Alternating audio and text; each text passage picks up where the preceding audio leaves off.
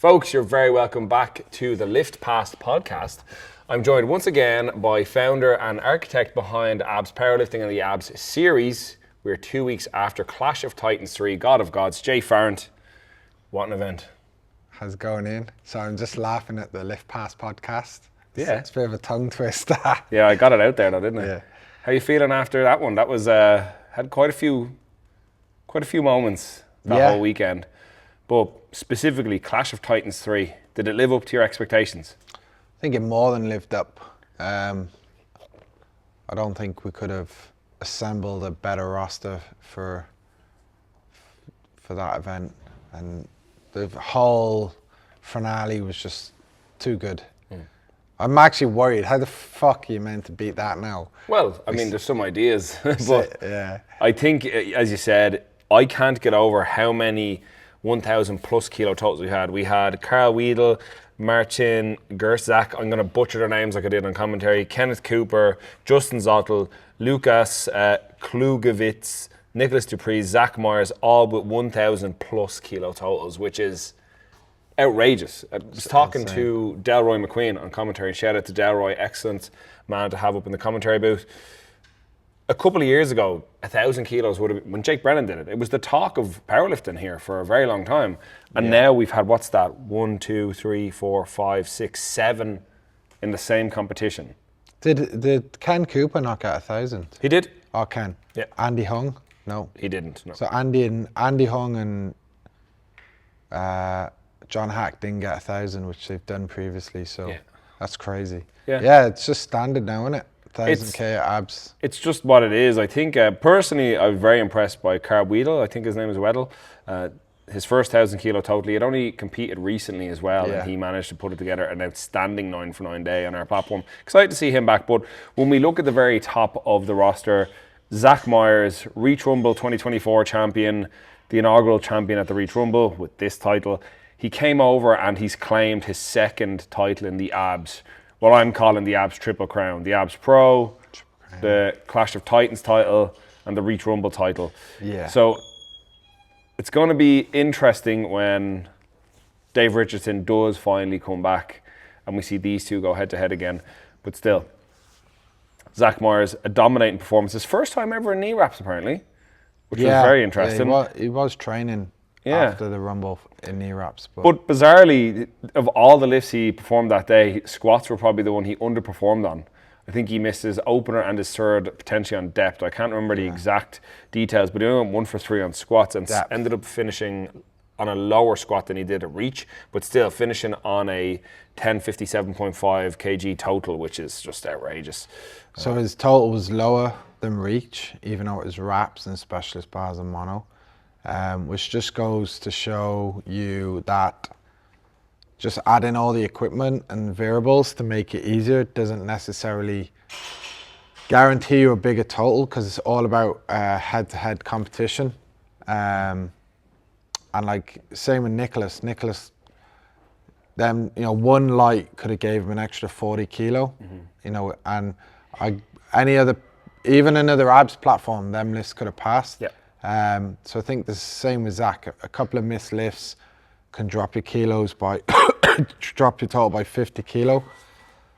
So from an outsider's point of view, it's like, oh, you only totaled this, but if you're not familiar with head to head, it makes it's irrelevant, isn't it? Like, it is. The data shows, doesn't matter. It's something that we've come back to time and time again, how the intensity of the environment and knowing one lift could have you first or a missed lift could have you fifth really shows the depth of the talent pool, but also how intense the environment is. What that does to other lifters' performances, even the likes of their attempt selections. Which brings me, as you mentioned, Nicholas Dupri, who has been working very closely with you for the past couple of months, and he has gotten incredibly strong.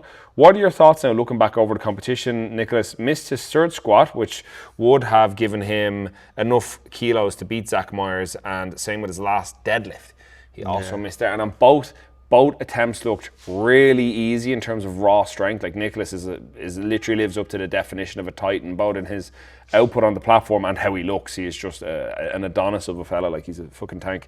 Looks like he was chiseled out of stone. So he lives up to that title in many, many ways. But this is now the third time at an abs platform he's come second.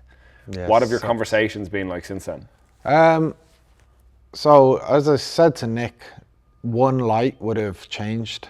You know, we had the two calls he didn't get were 2-1s, and like one light would have changed the whole event. But that's the way it is. The squat, as you said, his third squat was actually easier than his second. Yeah. And we were going to go 4-3-5, 4-3-2 coming into this meet, so we dropped it to 4:30 to make sure. Yeah. I felt he was going too deep, and I did say to him, just chop it a tiny bit, because he, you know, in the past he had a tendency to kind of fold. Yeah. On his third squat. We've seen it here before. Yeah, so I was like, obviously, you know, he wasn't deep enough, and that kind of left us, as I was saying to Jer, that left us, we needed that third squat. We lost the control a bit then. It's coming into bench then, I knew 250 was probably there, but I was like, man, just get 247. We need to have a shot at pulling for the win. Yeah. Like, at least it's in your hands, literally. And he pulled it. He held on to it for his 400. From my side, it looked good. I thought he had it. Yeah, one light. It was fucking close, but one light either way would, you know, made the thing. Looking back on it now, I feel, although it was a very strict call, it's probably the right call. Yeah. He did. Looking at their flight, you know, I've videos of people missing, and there was a few others like that. So it was consistent. It was the right call, even though it sucks. But yeah, I suppose the takeaway was, right, we didn't miss any lifts on strength. It was just tiny technique issues, and that cost him 40 kilos. So he did take a new approach. His openers were all that's the lightest he's ever opened in a comp in the last 3 years. So that could, you know, his third attempt shown that they were faster. So we're nearly there. And I do feel like that Abs Pro should be his event. He walks it out anyway. Yeah. Nick's fucking very strong in sleeves.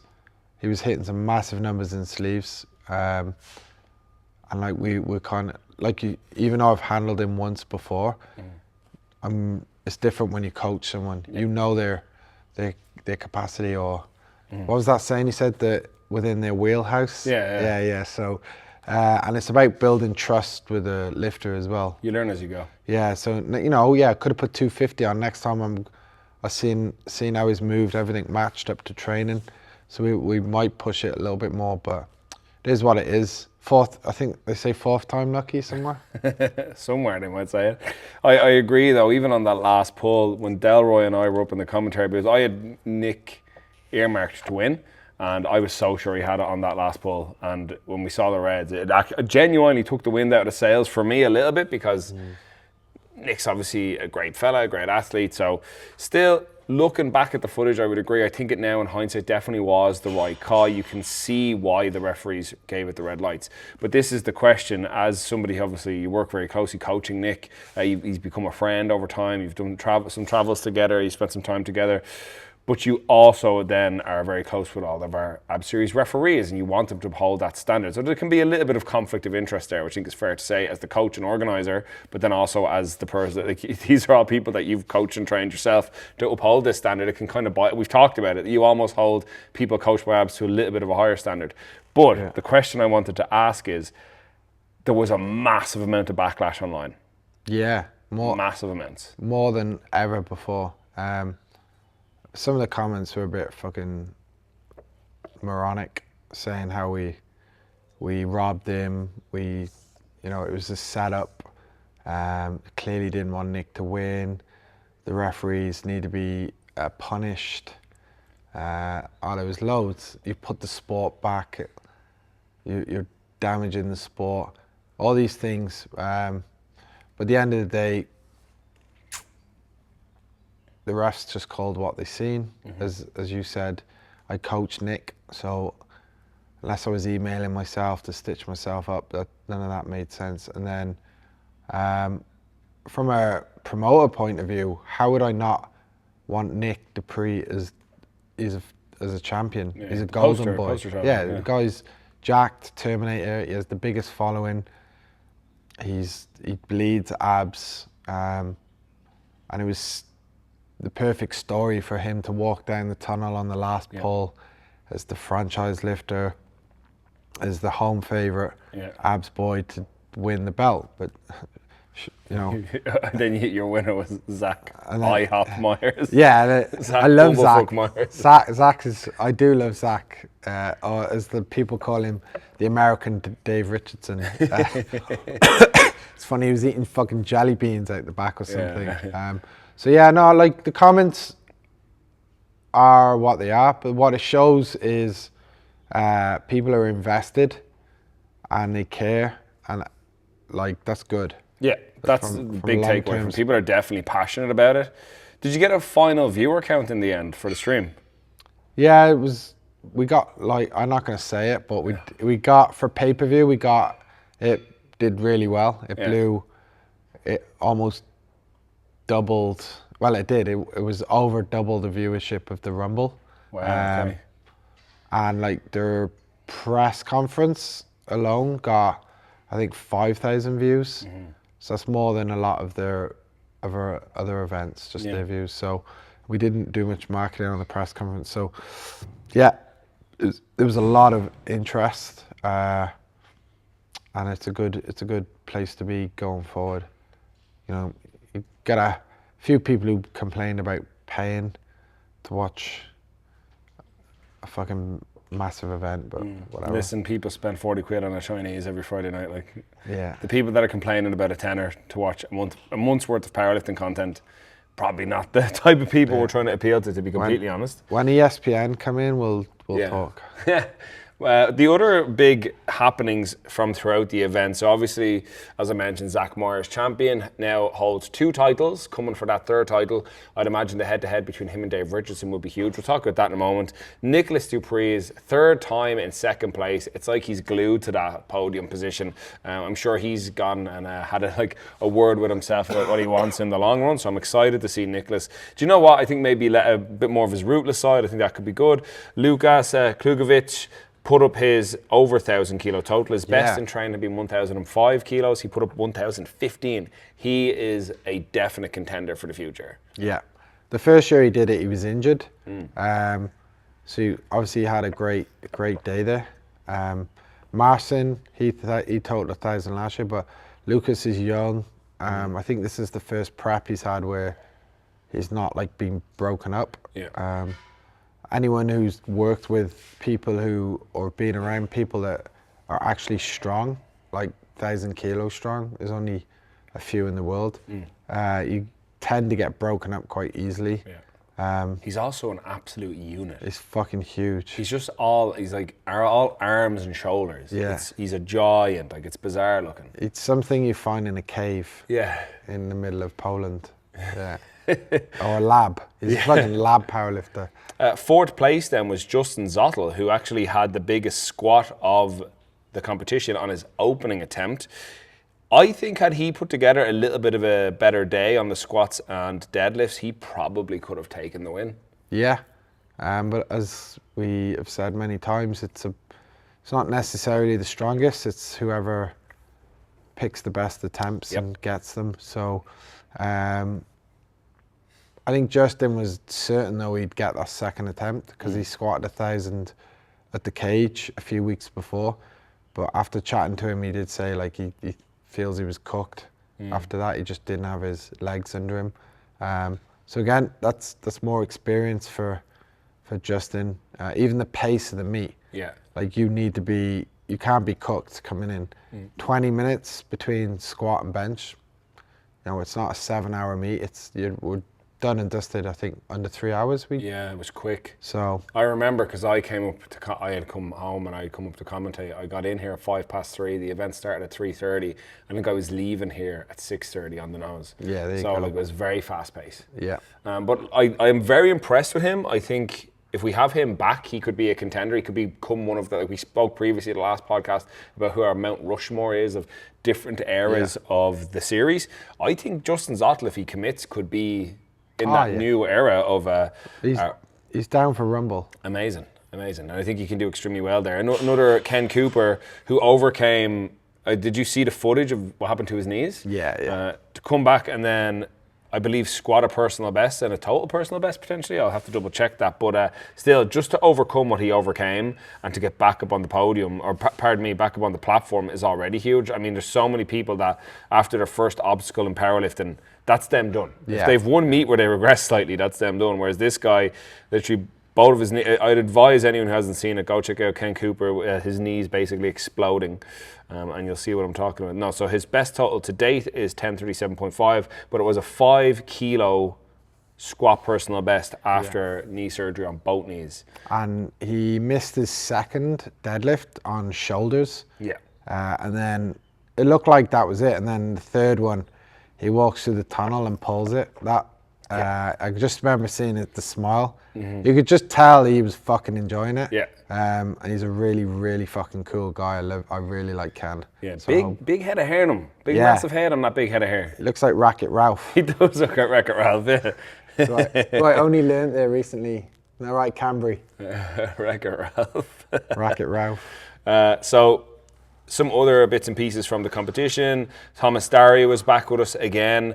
Another outstanding performance from him. Finished on 980 kilos. Great to see him coming back. And this is something of note.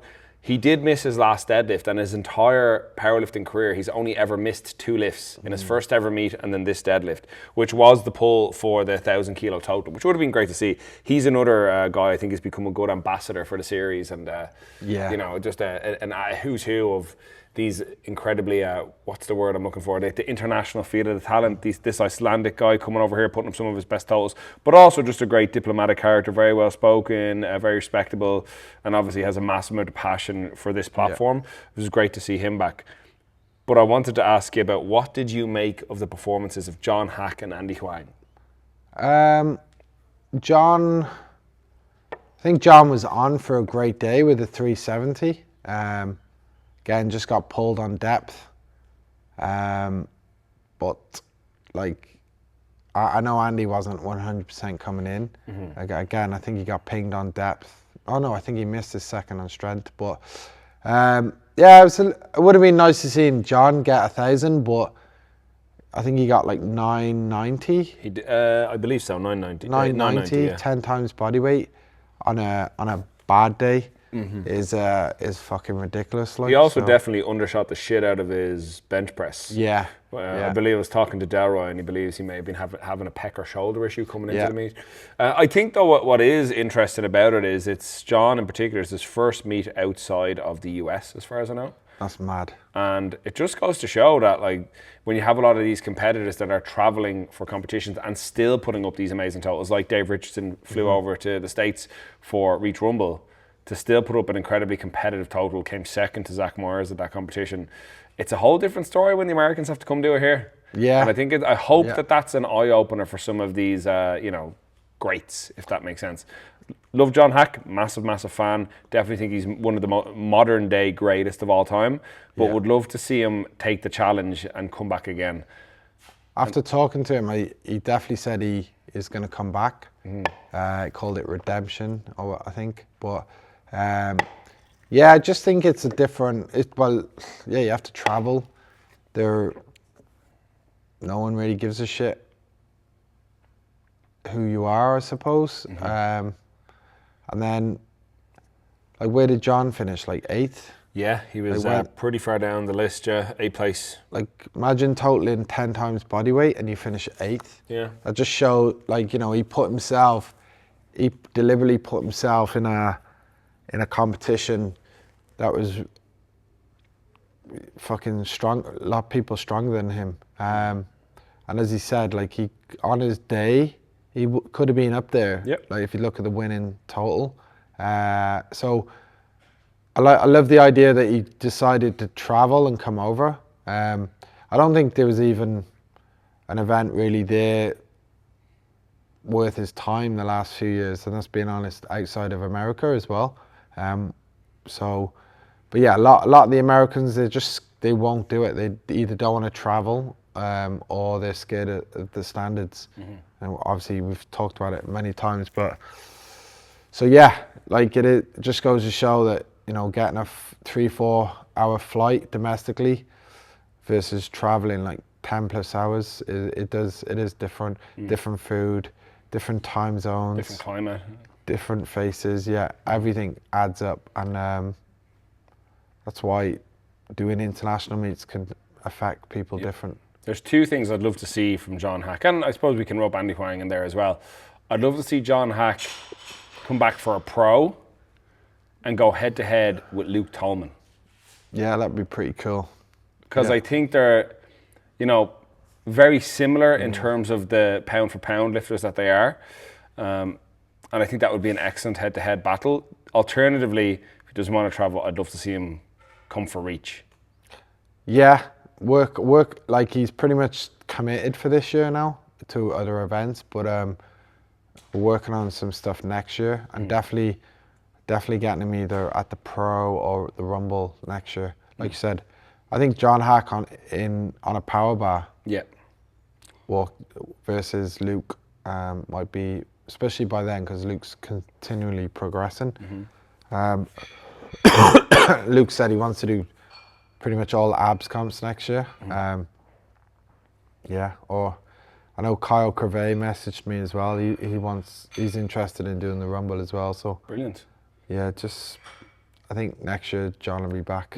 I'd also love to see Andy Huang back and potentially on better form, because like the numbers he finished on, even the attempt selections were significantly lower than his all-time best. I think him coming in at his best is way more competitive. Yeah. But again, I know he had some other things to deal with coming into the competition. It was still great to have him over, and I think it's probably an eye-opener for people to see the likes of John Hack and that huge Asian guy Andy Huang finishing so low in the positions that maybe it does turn a few heads. Another question then when it comes to the Clash of Titans flight. Do you think this will make it more interesting when we can eventually get Colton, the limit breaker, over? Yeah, like that, outside of the people being pissed about their call, like Colton's got a lot of hate in our DMs and comments. Like people are really mad that he wasn't there and he's not, that he did his 1200 at like a local meet. So I think it's the gym where he trains. They like people want to see him do it when not where it matters, but head to head against the best, against the best. Like, do you think he'd had the 1200 here? No. As I said,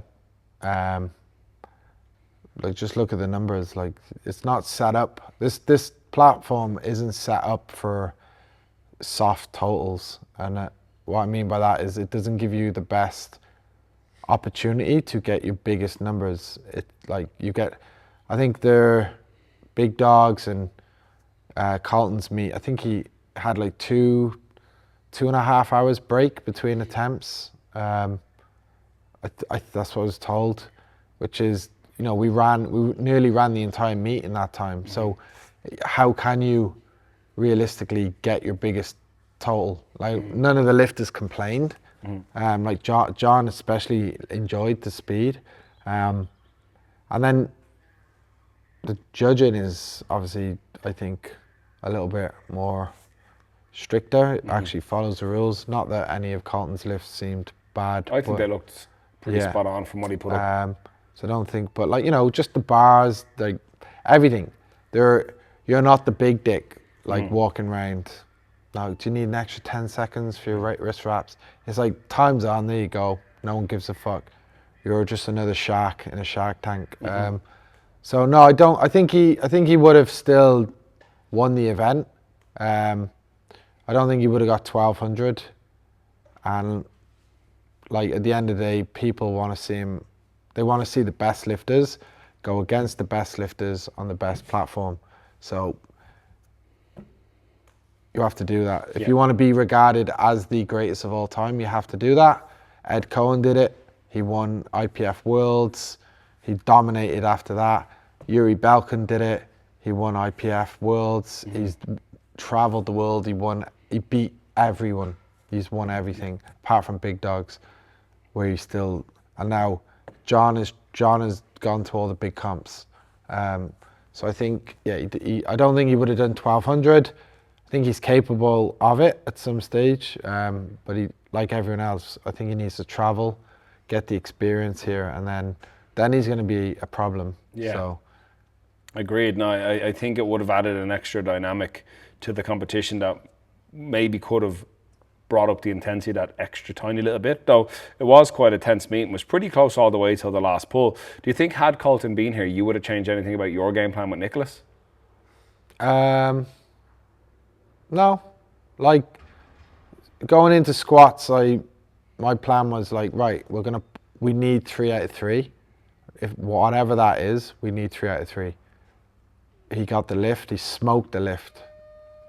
So not really. I tend not to worry too much about other lifters, especially in squats, because I'm always trying to, obviously you're looking at the board, but I'm kind of looking at like what can my lifter get.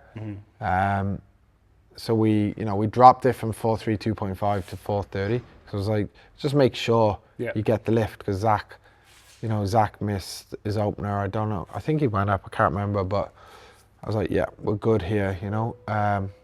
It's not really me. Obviously, towards the end, like we loaded 400 because that's what he needed. We had the body weight, but I still would have been just hunting that PB and trying to finish as high as possible. Well then, with that then in mind, so what we've talked about here this year, we're missing some of the characters we would have liked to have seen, the likes of Colton, the likes of Dave Richardson. What's coming at Clash of Titans 4? Have you had time to think about it over the past 2 weeks? Oh man, not really. I just enjoyed not being like a headless chicken. So we already started working on pro, but like Dave will be back for Clash. Don't know if Colton will do Clash next year. As I said, that's a lot can change. We're working on something else with Colton. But every year, like you're like, how do you make it better? But then you look at like Carl, the German lad. He's young. You look at Lucas. You look at Nick's improving. Fernando is, I think, going to be more zoned in just to certain comps. So we'll always just try and go bigger and better, and keep chipping away at them 1,000 kilo totals. And it's bringing up everyone else. You look at the Polish lads in training. Like they were all like better. They were all stronger and better. So yeah, I would love to see like a 12-person 1K total. Yeah. It's not that far away. Yeah. Especially if you compare it to the first ever Clash of Titans to now, and that's only over the course of what, 3 years, less than 3 years. Yeah. Is there any takeaways from this one that stand out to you about as like maybe pros? Or you're like, okay, we want more of this, or is there anything, okay, we need to dial down this? No, I think we got the right balance. There's a few things I don't want to say because certain platforms will copy, like they do everything. It is what it is. Yeah. Imitation is the sincerest form of flattery. It's still annoying, like, but look what we've come up with. It's like, anyway, there's a few things that we can really build off, and yeah, like we've been saying it for years. Like the venue was jammed. Yeah. People couldn't get in the door.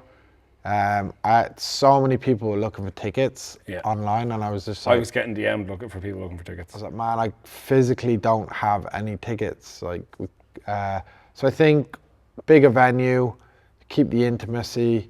We've got a little bit more history now with Clash, just like being the third one.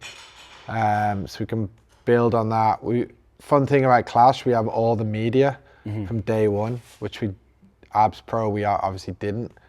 We've only snippets from the first few, but so he can really build the legacy. And I think it's like the coolest comp in the world right now.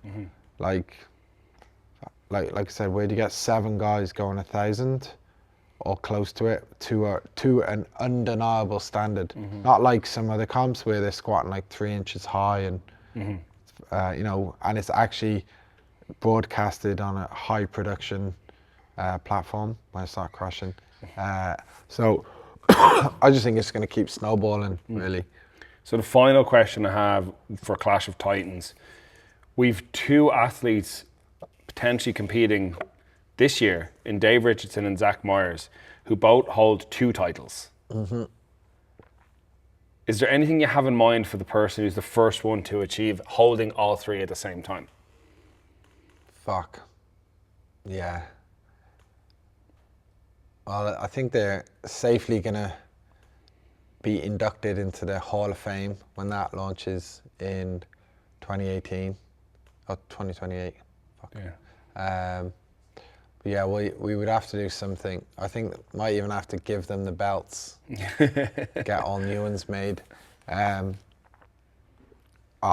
think, yeah, if Zack does that at the pro, then I think he's gonna have to be regarded as the best. As weird as that sounds, the best abs lifter. Do you think if you had to put money on it right now, would you put it on Dave or would you put it on Zack? Between them 2? Yep.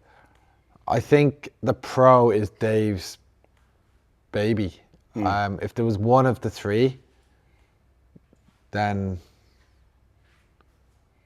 the pro is Dave's, purely because he's lighter.